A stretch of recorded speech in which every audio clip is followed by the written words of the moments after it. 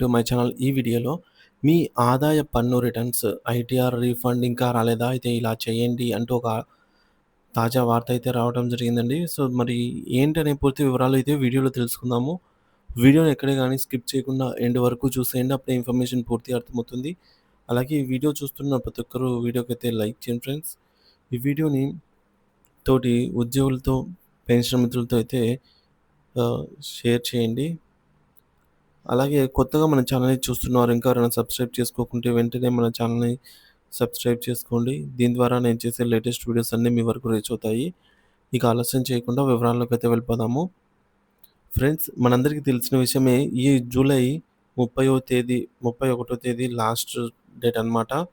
IT ఆహ్, returns దాఖలు చేయడానికి. అయితే కొంతమందికి ఐటీ రిటర్న్ దాఖలు చేసిన తర్వాత అప్రూవ్ కాకపోవడము, రిజెక్ట్ అవ్వడము, అలాగే రీఫండ్ రాకపోవడము, ఇలాంటి సమస్యలైతే ఎదుర్కోవాల్సి ఉంటుంది అన్నమాట. సో, గత సంవత్సరం అయితే చూసాము. సో, మరి ఇలాంటి పెండింగ్ సమస్యలున్నవారు ఏం చేయాలి అనేది మనం స్టెప్ బై స్టెప్ అయితే తెలుసుకుందాము. ఆదాయపు పన్ను రిటర్న్స్ ఐటీఆర్ దాఖలు చేసిన తర్వాత వాపసు అంటే రీఫండ్ జాప్యం అనేది ప్రస్తుతం చాలామంది పన్ను చెల్లింపుదారులనైతే ఇబ్బంది పెడుతున్నటువంటి సమస్య. అలాంటి వారికి డబ్బును ఎప్పుడు వస్తుంది? రీఫండ్ ఒకవేళ ఆలస్యమైతే ఏం చేయాలి? అనేటువంటి వివరాలను ఇప్పుడు మనం తెలుసుకుందాము.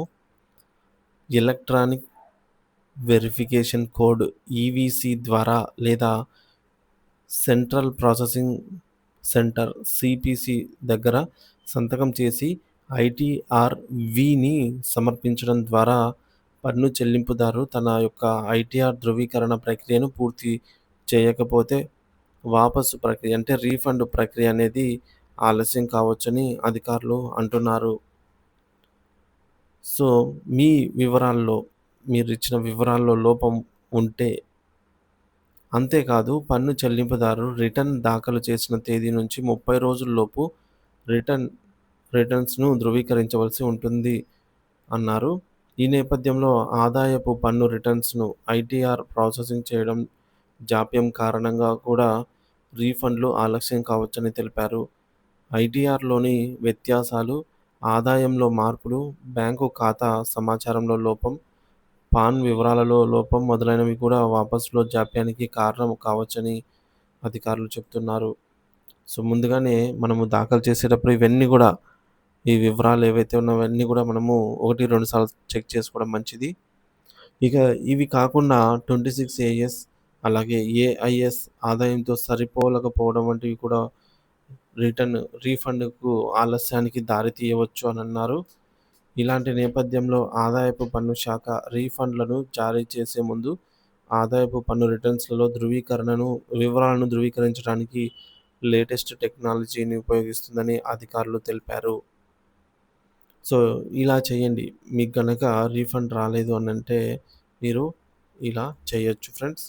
ఏంటంటే రీఫండ్ పొందడంలో జాప్యం జరిగితే ముందుగా మీరు ఆదాయపు పన్ను ఫైలింగ్ పోర్టల్‌లో మీ యొక్క ఖాతా స్థితిని అంటే రీఫండ్ స్టేటస్‌ని చెక్ చేయాలి అని అధికారులు సూచించారు. అది ప్రాసెసింగ్ ప్రస్తుత దశ మీ దృష్టికి అవసరమైన ఏమైనా సమస్యల గురించి మీకు సమాచారాన్ని అందిస్తుంది అనన్నారు. సో, ఏమైనా ప్రాబ్లమ్ ఉంటే అక్కడ మనకు తెలిసిపోతుందనమాట. ఆలస్యం గురించి వివరించకపోతే అంటే అక్కడ మనకేమి ఇవ్వకపోతే మీరు ఫైలింగ్ పోర్టల్‌లోని రీఅడ్రసల్ విభాగం ద్వారా మీరైతే ఫిర్యాదు చేయవచ్చని అయితే అధికారులు సూచించారు. లేదంటే అప్డేట్‌ల కోసం సీపీసీ హెల్ప్‌లైన్‌ని కూడా సంప్రదించవచ్చు అని అన్నారు. వచ్చే ఏడాది నాటికి బ్యాంకు ఖాతా సరిపోలకపోవడం వల్ల రీఫండ్ విఫలమైతే ముందుగా ఆదాయపు పన్ను పోర్టల్‌లో మీ బ్యాంకు వివరాలను అప్డేట్ చేయండి అంటున్నారు. ఆ తర్వాత పన్ను రీఫండ్‌ను మళ్ళీ జారీ చేయాలని అభ్యర్థి చేయండి. అంటే అభ్యర్థించండి. మళ్ళీ మనము ఐటీ వెబ్‌సైట్‌లోకెళ్ళి రీఫండ్‌ను మళ్ళీ ఫెయిల్ అయిపోయింది. సో, బ్యాంక్ డీటెయిల్స్ మాకు సరిగ్గా లేకపోవడం వల్ల ఫెయిల్ అయిపోయింది. మళ్ళీ రీఫండ్ చేయండి అని జెప్పేసి కోరవచ్చనమాట.